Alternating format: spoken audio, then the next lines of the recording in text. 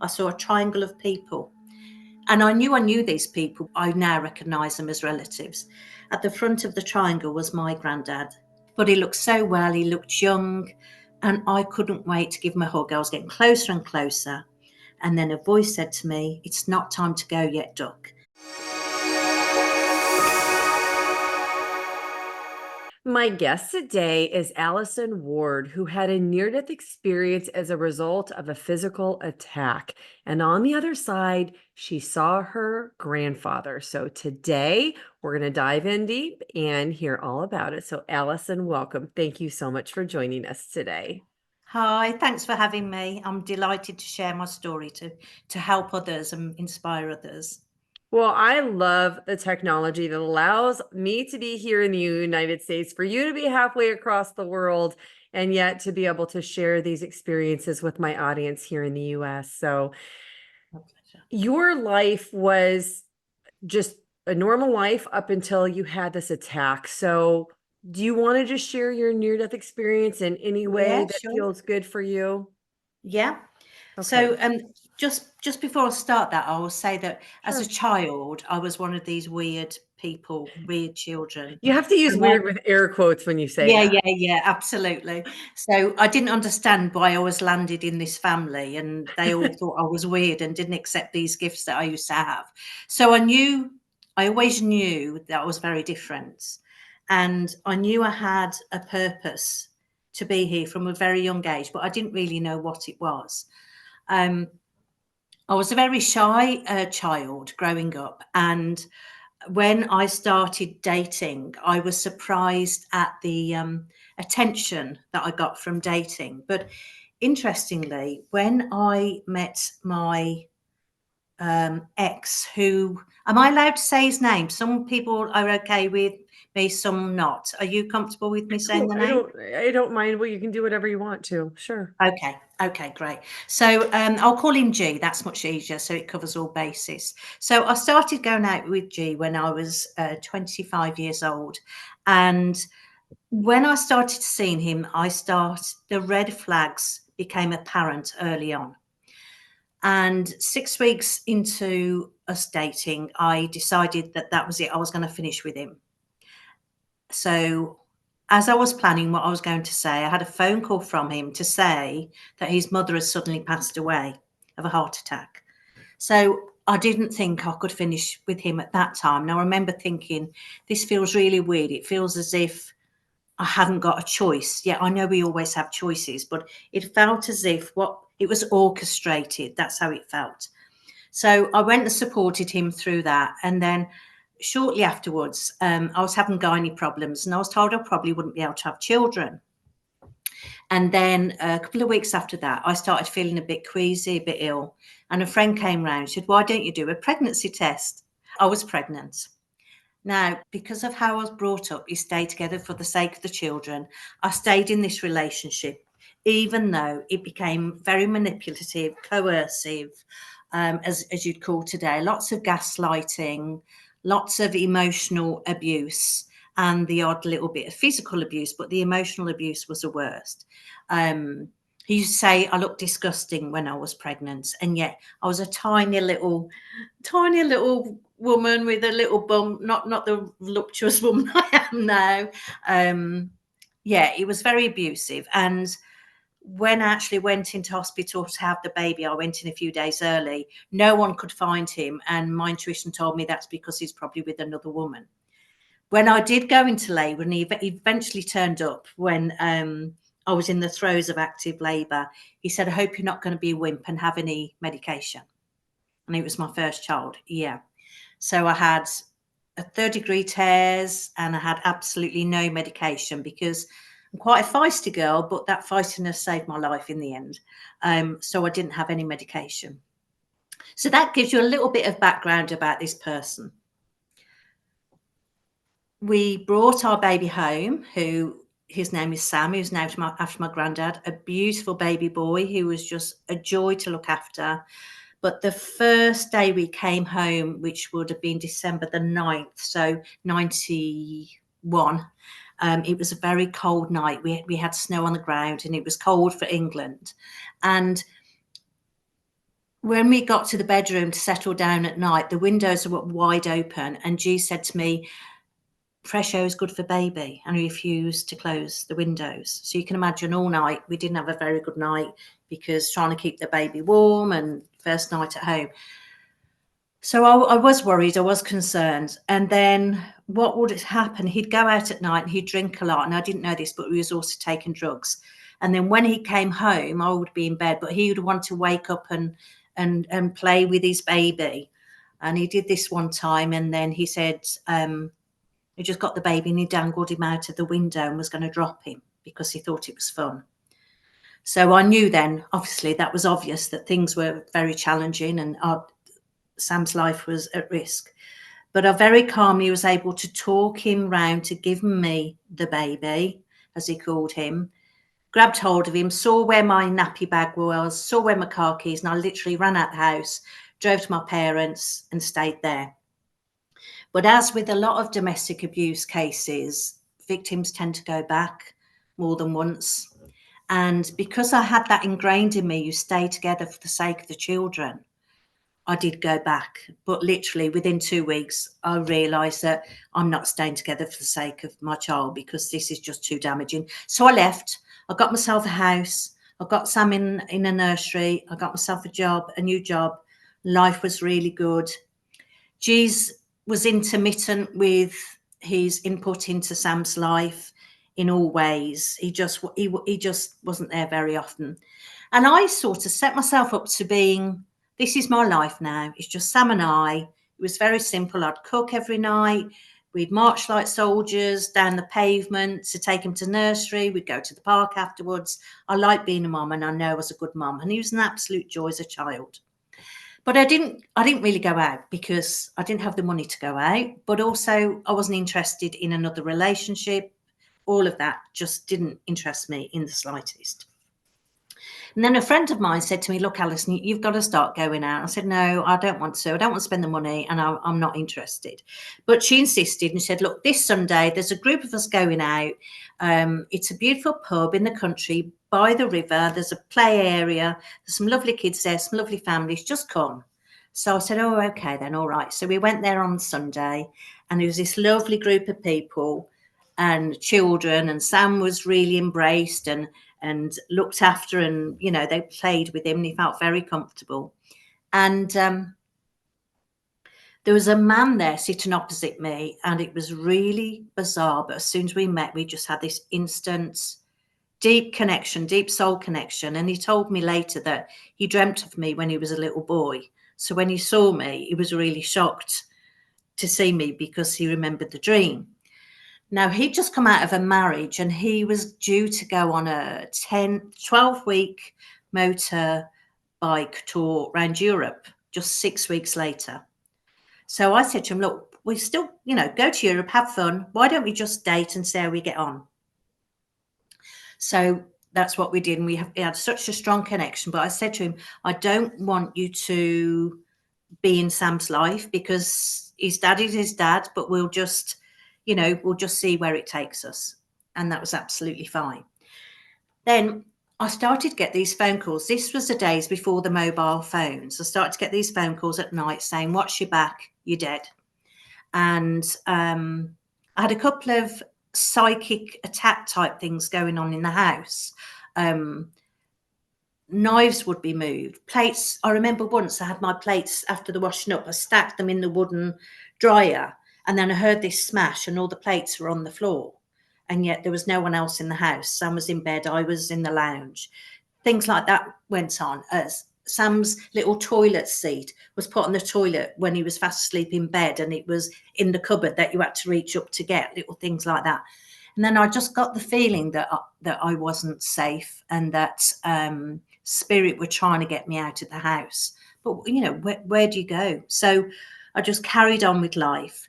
I then started getting these nightmares of G attacking us, and as well as these phone calls. So I went to the police, and the police said, without any witnesses, we can't do anything about it. I went to a lawyer, and they said, we can't do anything about it. This was before we had the stalking laws in the UK. So basically, I felt like a sitting duck. I absolutely knew something awful was going to happen. And no matter how I tried to change my behaviour, I just knew something was coming. So then on the 5th of July, 1994, day after Independence Day, which always makes me smile, Wayne, my now husband, went off to Europe on his bike with his friend for his 10 to 12 weeks. I wished him well, and we both said, look, if we still feel the same when you get back, we'll make a go of it. Just have a good time. And, and that's how it was. At the same time, I knew that G was supposed to be down the south of England doing a restorative job. He would go into old buildings and do restorative plasterware. So I knew that he was down south somewhere doing that because he told me. So I was relieved that he wasn't about. I was still getting these phone calls. And I decided that night I was going to cook a spaghetti bolognese for Sam and I. So I was cooking in the kitchen, and at 5:15, the doorbell went. So I turned off the gas, went and opened the door, and G was standing there, Sam's natural father. Now, he shouldn't have been there. He should have been like 300 miles away, but he was there. So I quickly scanned him up and down, and he looked clean. He looked presentable. I couldn't smell alcohol. He seemed quite present. So the alarm bells weren't going off. And he just said, I've come to discuss Sam and, my role with Sam. So I thought, hallelujah, he's come to his senses, because he had been so inconsistent with his attention and care and every input, including financial. So I thought, well, that hallelujah, he's come round. So I invited him in, and he walked straight through to our little lounge, and Sam was playing in the corner. Now, he hadn't seen Sam for 2 weeks, yet he totally ignored him. Sam ran up to him and he pushed him away. So I knew then, thinking, what's going on here? And then he just turned around to me and said, today's the day you're going to die. I've planned it all. He pulled a knife out of his back pocket and he headbutted me twice and got me in the corner of a room, where he straddled me and proceeded to bang my head, beat me up and stab me. Now, I knew for us to stay alive, it was going to be a miracle. I just knew that. So I started singing nursery rhymes in my head. Now, at the time, Sam was 2 years and 7 months old. And some people have said to me, this wouldn't have happened, but it did happen. Sam tried to protect me from this man. He jumped on his back. He brought the spectacles that I used to use for watching the telly, and placed them by my side. He brought the dressing gown belt that he used to put in his eye to go to sleep. He'd rub it in his eye like that till he went to sleep. He brought that and placed that next to me. He tried everything. He did. He went to the toilet on his potty because he knew that Mum would need to help him clean up, but that didn't work. He tried absolutely everything. And all the time I was just trying to stay calm and say to G, look, you can't do this, stop doing this. And I was so desperate about keeping Sam away from the knife and away from him. I didn't want him anywhere near us, because I didn't want him to get killed, get stabbed. But then I noticed the way I was losing a lot of blood, and I started to get very woozy. And then I literally left my body very quickly. And I always describe it like a cork popping out of a bottle. That's exactly how it is when you leave your body. And my body moved at speed. Now, I couldn't work out if I was moving towards this incredible light or this light was moving towards me. But I know I was moving at speed. My hair was only short, but it was being sort of swept back. And as I moved towards this light, or this light moved towards me, I saw these black and white snapshots, sounded like a train of people that I'd met in my life. Some of them I hadn't seen for years, and part of my brain was saying, I wonder how she's doing, or I wonder how he's doing. And then as the light was drawing closer, or I was drawing closer to the night, I saw light. I saw a triangle of people. And I knew these people, but I didn't know them. But I now recognise them as relatives. At the front of the triangle was my granddad, Sam, who Sam was named after. And he was my favourite grandparent. He was a real character.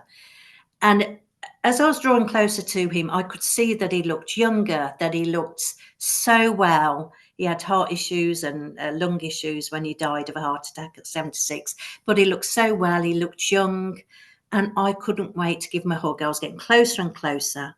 And then a voice said to me, it's not time to go yet, Duck. And I was back in my body, in bloody mess of my body that I didn't almost recognise at first, in a room that I had to recognise very quickly because I was quite literally out of sorts. There was blood everywhere. Sam was in the corner. And then I just looked calmly at G and said, what would your mum do if she saw you doing this to Sam and me? And with that, he let out a howling animal noise. And don't know how I managed it, but I jumped over him. Don't know how I managed it because I had a huge hole in my left leg that I brought up to my chest to protect me. And I ran out of the house in fight or flight. There's a little shop, literally a stone's throw from where we lived. And I ran there to say, phone the police, because they could see, obviously, the state I was in. In the meantime, G took Sam in a car and was driving on the wrong side of the road at speed, and it was now rush hour traffic. He'd taken him. Now, this is where the miracles happened. First of all, a newly qualified policewoman heard the call on the radio and said to herself, if I thought I'd killed my ex, because he didn't know if I was going to live or not, he didn't know the extent of my injuries. If I thought I'd killed my ex, where would I go? And she intuitively knew where to go. Now, Birmingham is a very built up place in the UK, but this place that he'd got the car, that he got Sam in the car, was in a little bit of nature. And a member of the public said, there's a guy in the car over there and he's acting very strange. And when the woman got there, she called for backup because G had made a pipe from his exhaust to the car, and he was sitting in the car with Sam on his lap, and he was holding him like that, and gas was coming into the car. And the police said that they could see that Sam's back was arching, which means that he's only got minutes to live. So they smashed the window, took Sam, arrested Graham. Jumping forward, he was charged with 2 counts of attempted murder. It took 13 months to go to prison. And they did some plea bargaining. He was sentenced to 3 years and he did 18 months. What he did to me was put on paper. So that meant he didn't do any time for what he did to me. Now, I had stab wounds. I'd been beaten up. I was deaf in one ear because he had dislocated my stapes bone. So I had to have 3-year operations. And we were both left with PTSD. Our lives were totally smashed to smithereens. I had to give up my job, my house, my friends, and move in with my mum and dad because social services said that was the only way forward. So my life was over. The old life was totally over. And and Sam, we were both, a wreck of PTSD. Now, at the time, the counselling care, I hate to say it, but I've got to be honest, my experience of counselling care was appalling. It was very, very poor. And when I went to my doctor, when I came out of hospital, because I didn't know what I was supposed to do with this stuff in my head, she started crying because she'd heard it on the news, and I ended up comforting her.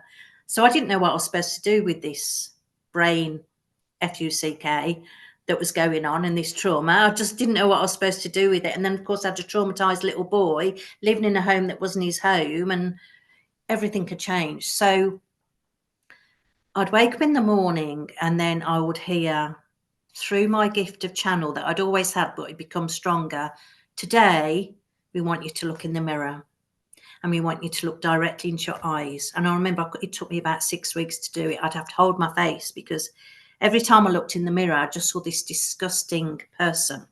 I felt I had evil inside me. For this horribleness to happen, I thought I must be dark inside and I must have evil. And yet this didn't balance with who I was, because I'd always tried to be a kind person. I've always believed in kindness and making a difference where you can, being polite, opening doors for people, doing kind things.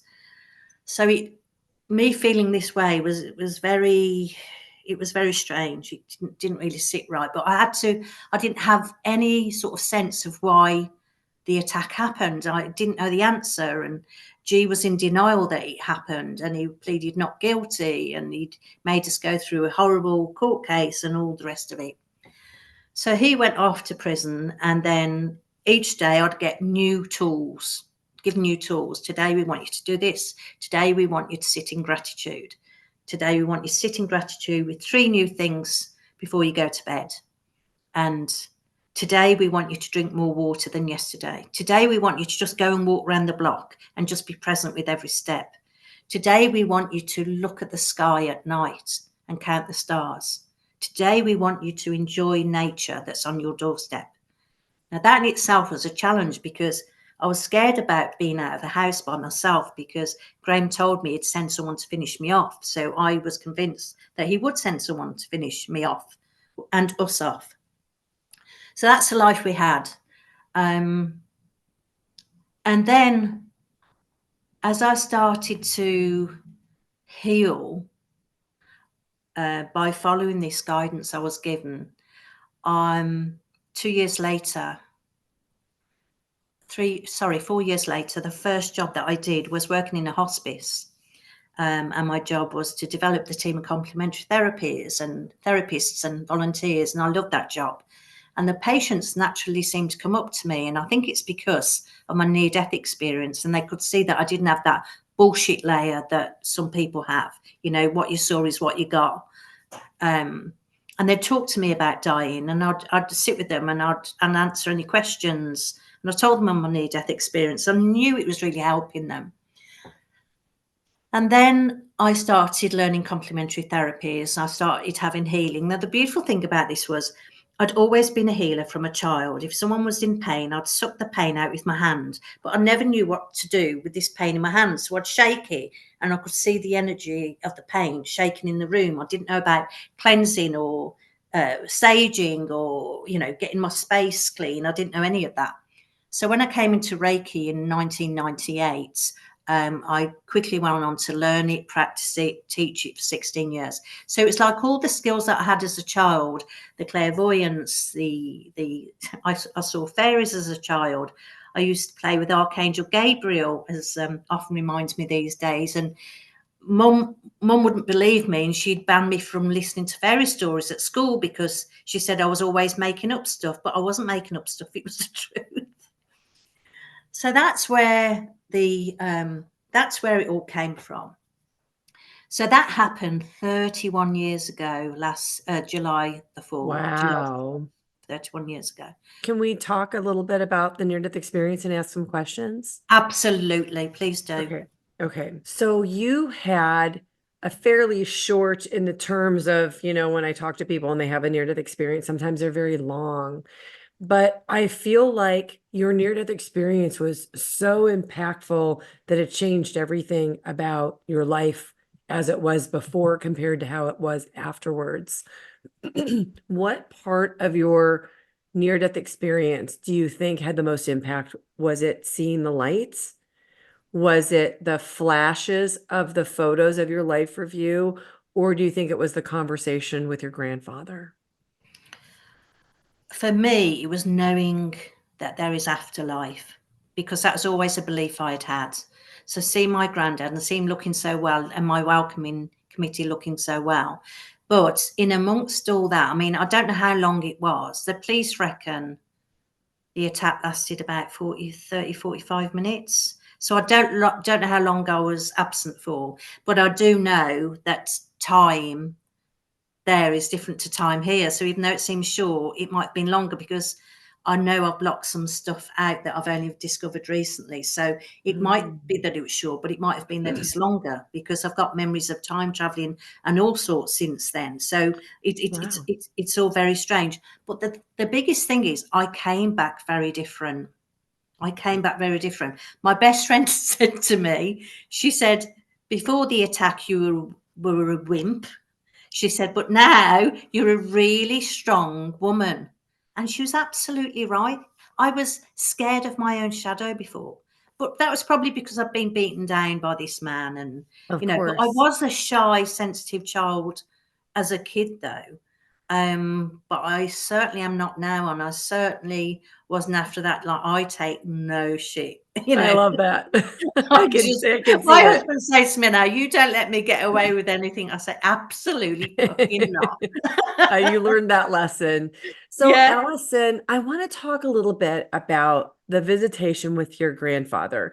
It's Yeah. funny. I feel like in a lot of these NDEs, at least the ones I've done in the last year to year and a half, it's not super common anymore that I'm talking to somebody where they had an encounter with somebody on the other side that they knew in their lifetime. Usually the encounters are with God, Jesus, spirit guides. They're not always with a physical person. So I guess the first question I want to ask you about your grandfather was, tell me how he looked when you saw him.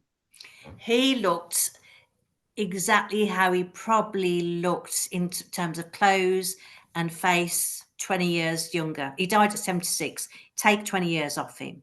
He had no areas of stress in his face.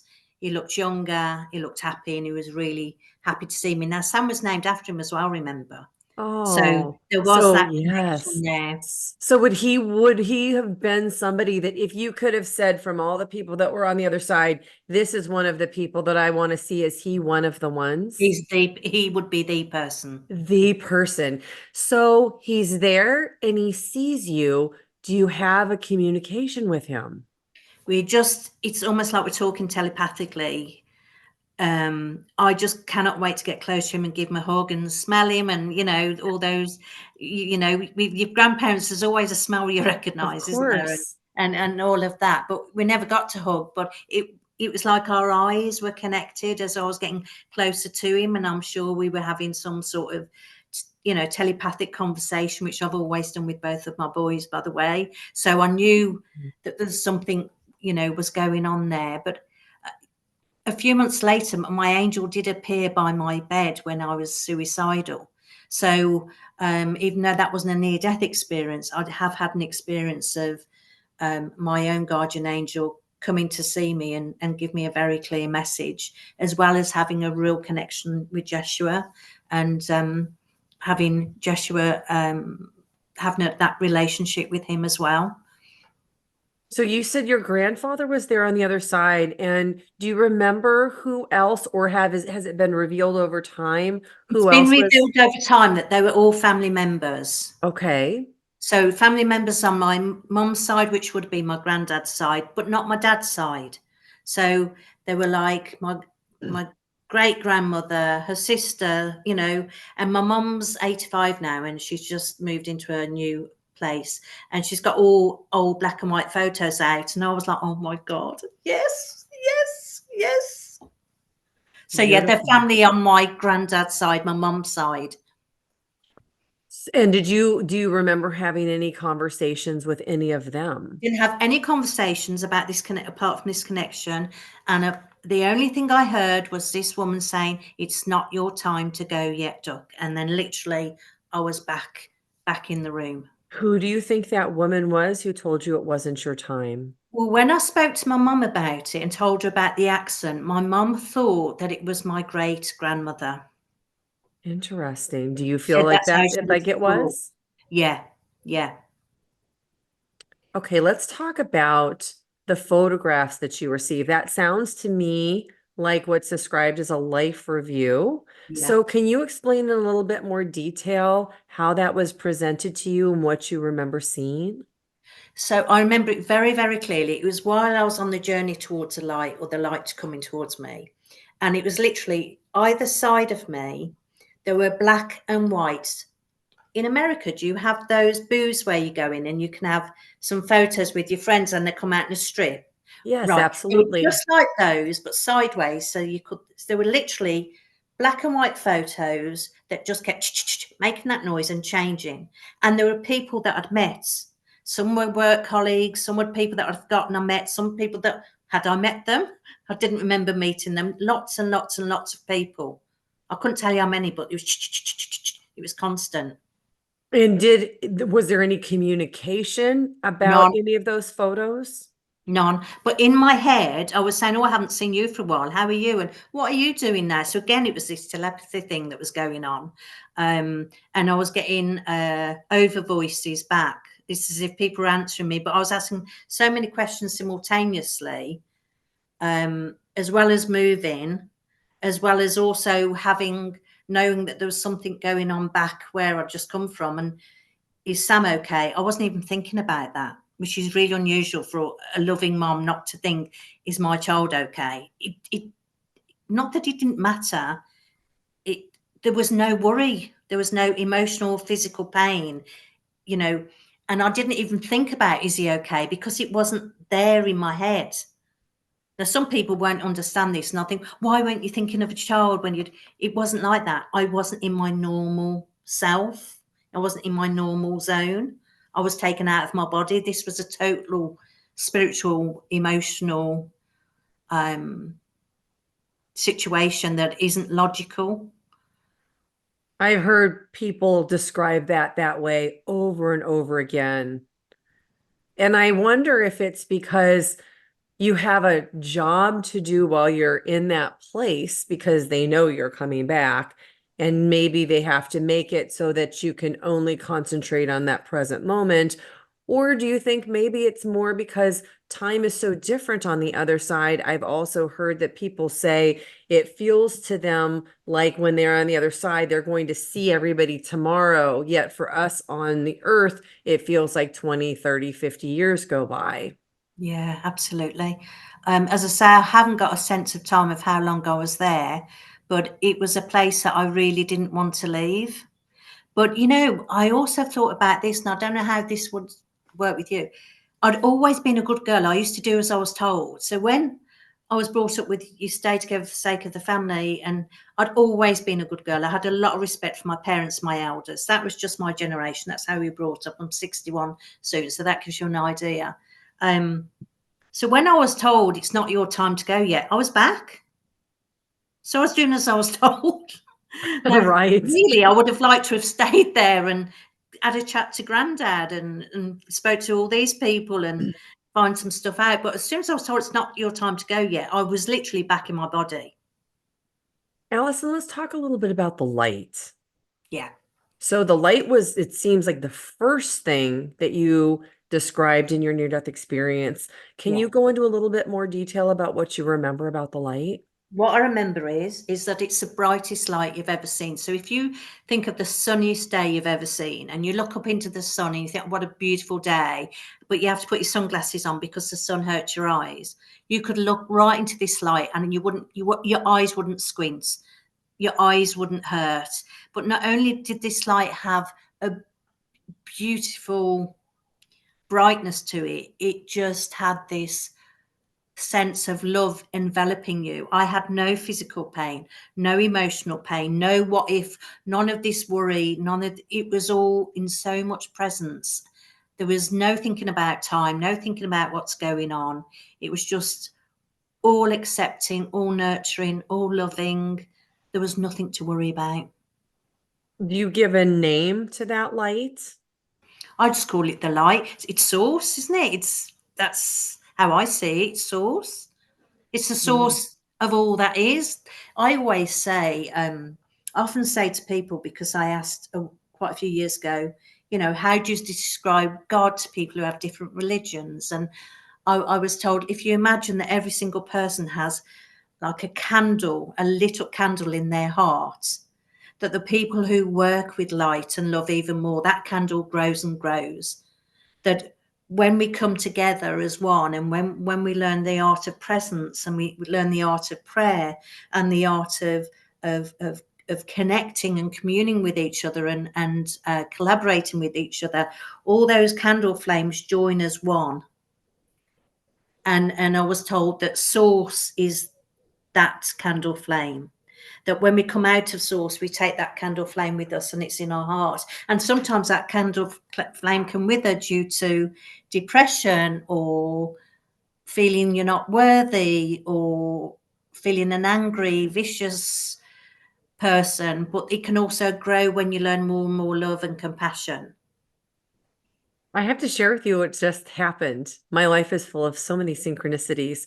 While you were describing that, when you said the word, the candle grows and grows, I happened to look down because I keep a timer so I can do my editing, and the time on my clock said 33 minutes and 33 seconds. And you contacted me at 3:33, or your sister did. Okay, that's a full circle. I did not know that. Yeah, yeah, I just got goosebumps when you said that. yeah. And of course, That's that's when the amazing. door opens to the source. That's amazing. So you did mention that over time, and this happened a long time ago, 1994, and it's 2025 as we're recording this. So you said over time you've been able to remember more parts of your near-death experience that you didn't explain in the beginning. So do you want to share any of that part? Well, I have memories, and I know that I still do it now. I have memories where I do go time traveling and where I travel. This sounds really absurd. And I would never have shared this before, but you know what? I don't care anymore. I'm 60. I don't give a fig. If someone doesn't believe me, they don't. But this is the truth. I know I do a lot of work at night when I absolutely know that. I wake up exhausted some days, and my husband says to me, "Ow, you work so much more at night during the day."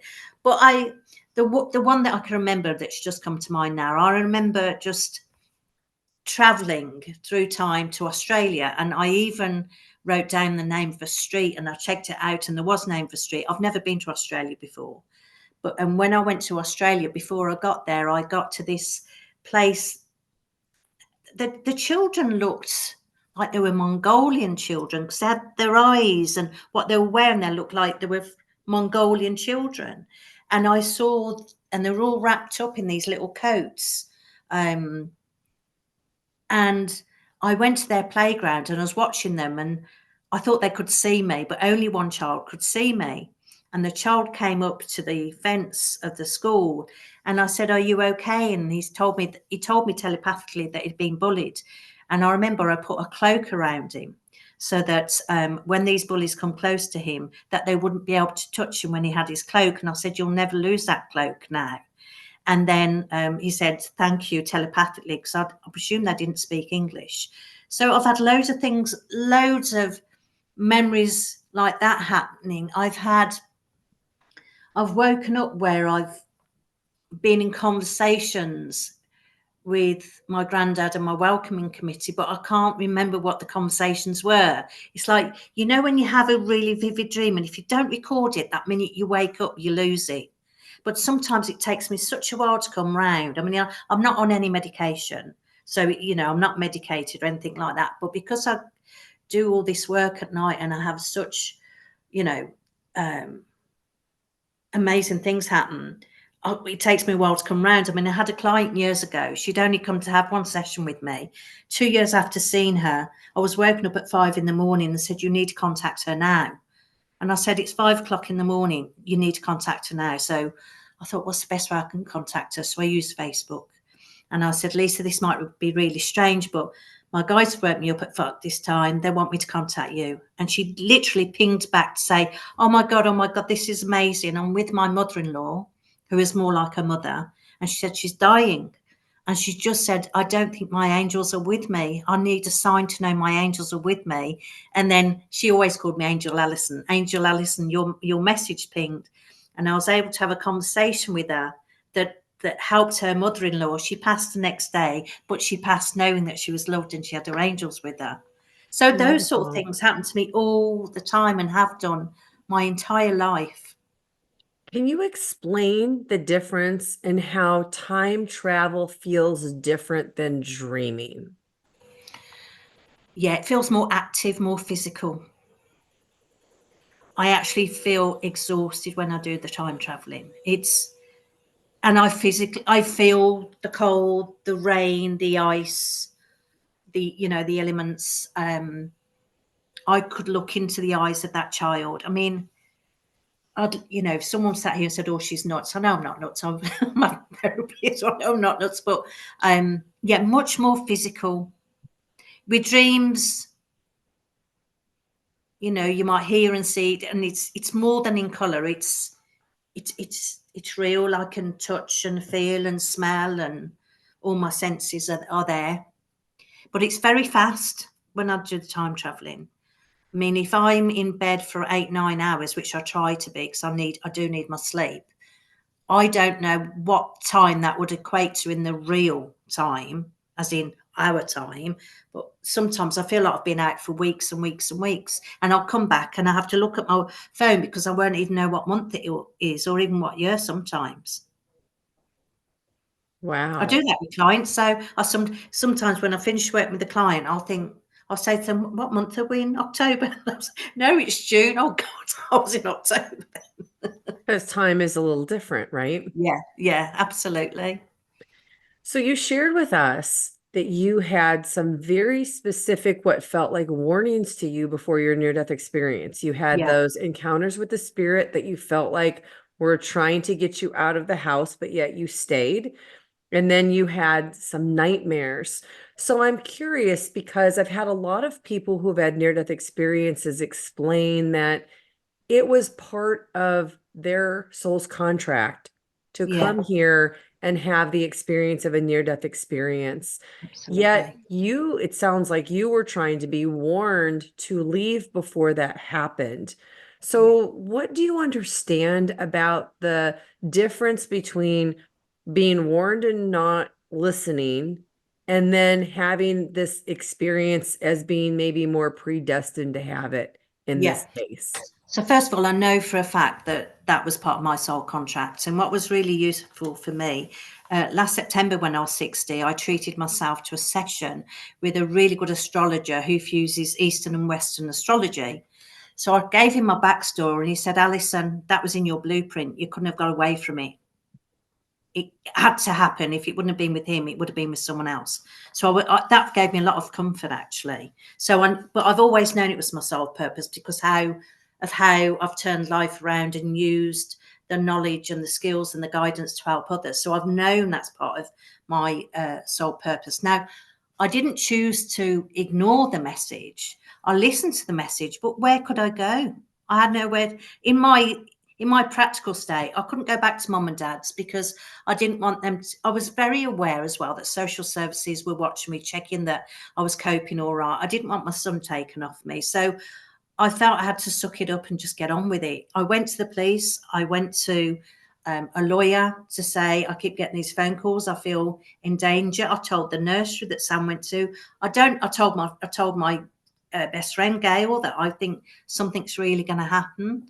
Um, and she felt the same. She did a tarot reading the night before, and all the sword cards come out. They actually fell out the pack and fell onto the table. But I didn't know when it was going to happen. I didn't know if it's going to be a week, a month, a year. So there is a distinct difference between spirits were definitely warning me, but yes, I did have a soul contract. And no matter what I would have done, something would have happened. Okay, that And I makes believe it sense. would have happened with him as well. Yeah.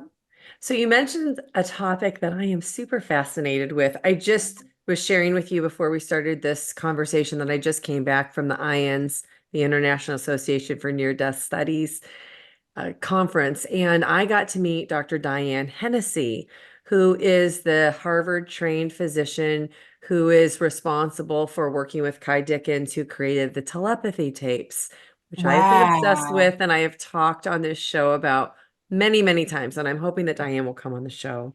But you mentioned that you had telepathic communications with both of your sons. Yeah. So tell me a little bit about that. So it started off with Sam when I was carrying him. I would just speak to him. I wouldn't ever speak out loud. I would speak to him, and I would get an answer back. And when it was just me and him, when we left G, and it was just me and him, sometimes I wouldn't actually speak out loud. I would just speak telepathically, and I would hear him. I also do it with my dogs actually, and the same happened with my second son when James was born. Um, he was part of a twin and we lost his twin, but his twin telepathically told me that he gave the best bits to James, our surviving son, and that he would show himself as a blue orb, which he has done. So I've always done it, but I honestly believe that we always had this skill. It was an innate skill. It was an innate gift that we chose to suppress. And I'm sure you'll find it when you're with like-minded people, you were able to do this telepathically anyway. You know, if you're at a party, a dinner party with your husband, and you've got a creep next to you, you can just give your husband a look or say, "Come and help me." Before you know it, he's there and he's getting rid of the creep. Or just, you know, me and my husband do it all the time. And I'm sure your viewers will have this. Sometimes I plan what we're having for dinner, and they'll phone me up and said, "Oh, I fancy this tonight," and it's not what I'd planned. I said, "Funny enough, I was just thinking that." So it's always happened, and I just like to practice it more and more because it's just as with everything, clairvoyance and listening to our angel whispers and our soul guidance, we've all got it. It's whether you choose to do anything with it or not. Yeah, I agree. I agree. And I think that what's happening is I've called the telepathy the 4-minute mile of consciousness, Oh, I because like. now that it's in the collective, now that more and more people are hearing about it, and it's starting to go more into the mainstream, not just be a fringe something that happens to only a few people. These non-speaking autistic children have this gift. But then I'm hearing other conversations about how people developing dementia will have this gift, you having this gift with My your dad did. My children. dad had dementia. My dad Yeah. talked to me more often when he was in his later stages of dementia than when he was at the start of it. And like even now when he goes, I was sitting out in the garden and I got my little book of channeling that I did, and he channeled me the most beautiful message that came through. And yeah, my dad used to do it all the time. And sometimes I'd see him in the care home and I'd look at his eyes, and you know how they look so lost in their eyes. His eyes would connect with me and he'd tell me stuff. He'd say things like Fuck this place, Al. And it's God, I don't want to stay in this hellhole, and all these things. And he'd have a bit of banter with me. So yeah, absolutely. And Wow. also people with dementia, they Mhm. literally hop between each here and there. They go home, they have a look at where they're going to live, they come back, they go, they come back. I wonder if it's because the brain has been altered, and I believe that the brain is just a conduit for us to have the consciousness here in this human incarnation. Absolutely, absolutely. Of course, we don't know all aspects of the brain yet. We still don't know what the whole of the brain, what its activity is. And also, when someone's got PTSD, you know, they they do get what they call brain damage. I didn't realize it was called brain damage until my doctor told me, but it does make you more sensitive to connection and spirit and more empathetic, without a doubt. Sure. And it sounds like the near death experience does the same thing. You mentioned that you saw fairies, you had encounters with spirits, and you were much more in tune to those things, lost it. And then it sounds like they've started to come back, especially with the telepathy and other communications with your spirit Absolutely, guides. because when I'm working with, say, if I'm working with a client, they might book in for, they might see. What I offer is very unique. It's soul guidance, but it's very practical. So it's using practical steps to help them get to a better place. So it's often someone in transition, losing, coming out of a marriage or a job, or just feeling a bit lost, woman, empty, empty home syndrome, that sort of thing. But what I love about it is each session is totally unique in that I'll be giving direct guidance for that person and it will change. And then they'll give me new techniques specifically for that person. And then I'll be able to share them with other people in other things. And that's just it. Sometimes I do a session with someone and I'm so blown away by what they were given. And it's like alchemy. I can see them changing in front of me, like the penny dropping, or realizing that what they're stressing about, they can change things and they can change the outcomes. It's just beautiful. I know. And when I had that astrology session, he confirmed it. He said you were fulfilled your soul contracts, and I really do feel that now. So for the rest of my days here, I'm just going to have a lot of fun and work with the most amazing people. Be working until the day I pass, I reckon. That sounds like a great plan. Well, I'm sure that there are people who are watching right now who want to know how to connect with you. So how can people work with you? If they follow me on Instagram, Allison Ward Soul Academy, not Academy, Soul Academy without the A. I'm not on Facebook. I was banned from Facebook for some strange reason. Or my email is Alison Ward, ALISON WARD 555, the numbers again, at gmail.com. Great. Well, Allison, this has been a delight. I've really enjoyed getting to know you, and I want to thank you so much for what you are doing to help wake up the collective. It Oh, is thank so you. needed right now. It is indeed. Thank you so much. And of course, this channel is absolutely nothing without all of you who tune in to watch these amazing conversations. So thank you everybody for watching. Next up, check out this playlist of other NDE interviews. Please like and subscribe. It really helps this channel to grow so I can bring you more content. Thank you for watching. I'm so glad you're here.